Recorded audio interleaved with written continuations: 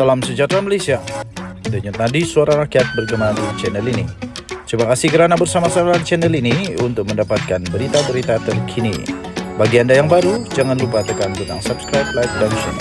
Malaysia kita punya, kita jaga sama-sama. Salam sejahtera Malaysia.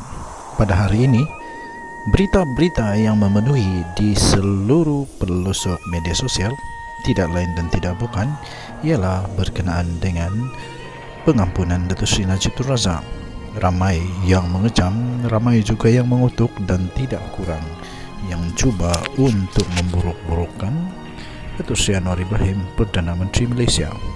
Tetapi dalam video kali ini saya ingin mengungsikan satu fakta yang ramai tidak tahu berkenaan dengan perjalanan pengampunan ini dan juga perjalanan pendakwaan Datuk Seri Najib Tun Razak sehinggalah dia dipenjarakan, dan sebenarnya siapakah yang berusaha untuk mendapatkan keadilan untuk Najib Razak. Berikut ialah kronologi yang pastinya menarik perhatian anda. Tuan-tuan dan puan-puan yang dihormati sekalian, untuk kes Najib, sebenarnya siapa yang bertanggung jawab mendakwa? Tidak lain dan tidak bukan adalah Datuk Saka yang telah berjanji untuk mendakwa Najib Razak sekiranya dia jadi Perdana Menteri. Dan seperti yang dijanjikan, benar sekali bahawa dialah yang bertanggung jawab mendakwa Najib Razak, dan juga kroni-kroninya termasuklah telah berjaya menjalankan tanggung jawab untuk mendakwa Najib Razak sehingga Najib masuk penjara.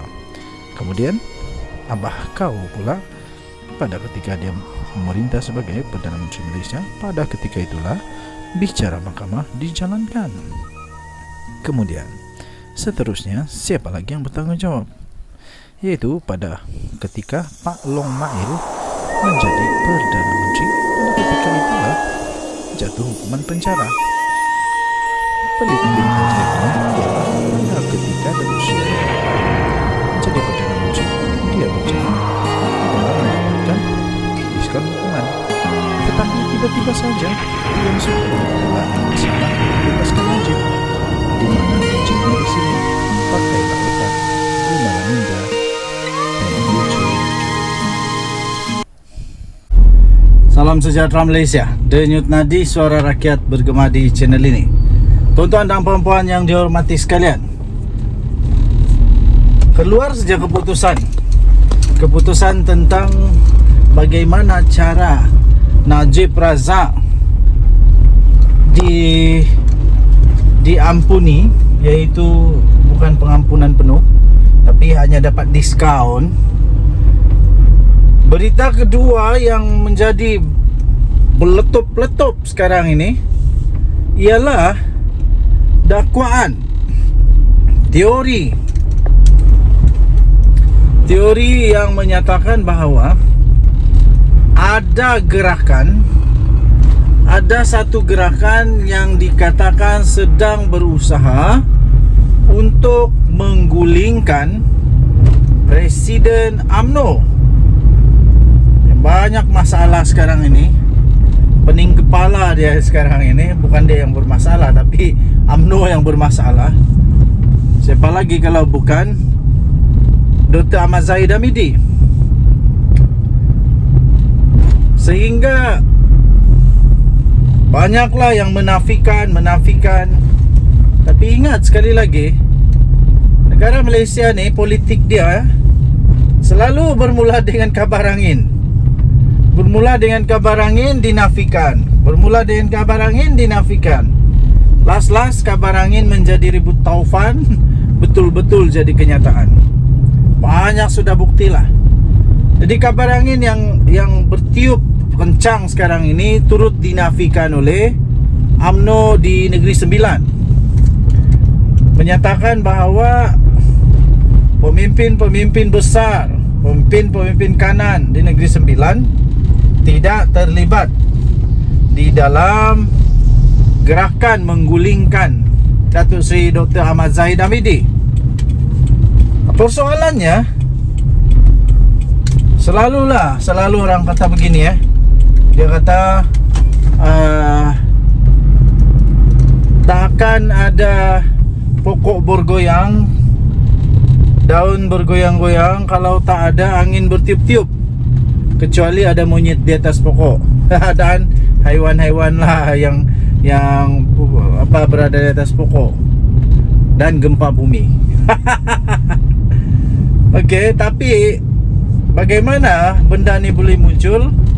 Masih lagi menjadi perbualan hangat. Kita akan cubalah untuk kupas sampai macam mana boleh terjadinya berita mengatakan bahawa adanya gerakan ini.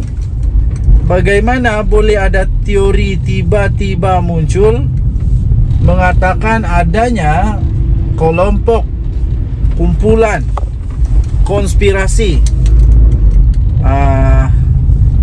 untuk menggulingkan Datuk Seri Dr. Ahmad Zahid Hamidi. Dan persoalan seterusnya, kalau memang ada kelompok ini yang sedang dalam membuat gerakan untuk menggulingkan Datuk Seri Dr. Ahmad Zahid Hamidi, kalau ada, kenapa? Apa tujuan mereka untuk mahu Zahid Hamidi digulingkan? Apa masalah Zahid Hamidi sebenarnya? Adakah UMNO ada masalah dalaman sekarang ini? Kalau ada, nampaknya bukan hanya bersatu yang dalam masalah, tapi juga dalam UMNO. Nampaknya ada beberapa teori yang mungkin boleh bangkit kenapa adanya gerakan ini, kalau memang ada betul gerakan ini dilaksanakan. Teori-teorinya banyak juga. Banyak juga teori-teorinya ya, tuan-tuan dan puan-puan. Antara teori yang mungkin boleh difikirkan ialah kemungkinan kerana kegagalan Datuk Seri Dr. Ahmad Zahid Hamidi untuk mendapatkan pengampunan penuh Datuk Seri Najib Tun Razak. Teori yang kedua yang mungkin boleh timbul ialah kerana mungkin supaya Zahid Hamidi dapat ditukarkanlah, supaya dapat tukar nahkoda, supaya ada satu dasar baru yang tetap di dalam kepimpinan UMNO, supaya dia boleh gantikan yang selalu orang kata sekarang ini. Zahid Hamidi dikatakan antara lain didakwa sebagai detektor kuku besi dalam pemerintahan, dalam kuasanya dengan UMNO. Walaupun ramai yang tidak bersetuju, tapi ada orang-orang yang kata begitulah. Di mana siapa saja yang cuba untuk membuka suara, menyatakan pendirian yang tidak berkenan kepada Presiden UMNO ini, pasti akan diambil tindakan drastik, tegas. Termasuklah keahlian digantung seumur hidup, walaupun besar mana pun orang tu. Contohnya Khairi Jamaluddin, yang sampai sekarang masih ramai orang yang melihat bahawa itu satu kerugian yang amat besar kepada UMNO kerana membuang seorang yang amat penting. Ya, amat penting. Perlu ada untuk pemimpin masa depan UMNO. Jadi tuan-tuan dan puan-puan yang dihormati sekalian, persoalan yang timbul seterusnya ialah siapa mastermind di dalam konspirasi. Siapakah dalang sebenar di dalam gerakan untuk menggulingkan menggulingkan Zahid Hamidi ini sekiranya ada. Orang yang mau melaksanakan gerakan ini pastinya orang yang sangat berkuasa, yang ada pengaruh, bukan sekadar ahli-ahli biasa di dalam UMNO. Pastinya dia ada pengaruh besar lah. Jadi siapa dia? Tiada siapa yang tahu. Apa tujuan dia? Tiada siapa yang tahu.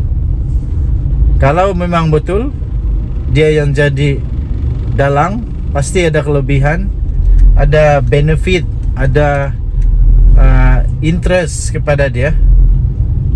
Jadi pasti nanti lama-lama timbul juga siapa yang terlibat kalau ada. Tapi rasanya tak ada kot. Rasanya macam tiada saja. Sebab kalau ada, mesti semua satu Malaysia heboh lah, mesti heboh habis. Tapi sekarang ini baru start, baru bermula. Ada atau tidak ada, kita tunggulah. Perlahan-lahan muncul juga nanti. Pengalaman saya, pasti akan muncul juga nanti kebenaran. Denyut Nadi Suara Rakyat terus bergema di channel ini. Jangan lupa untuk tekan butang subscribe, like dan share. Malaysia kita punya, cinta Malaysia aku, kita jaga kita. Jalan-jalan dulu di Bandar KK. Cari makan dulu, makan tengah hari. Kita jumpa lagi, bye-bye.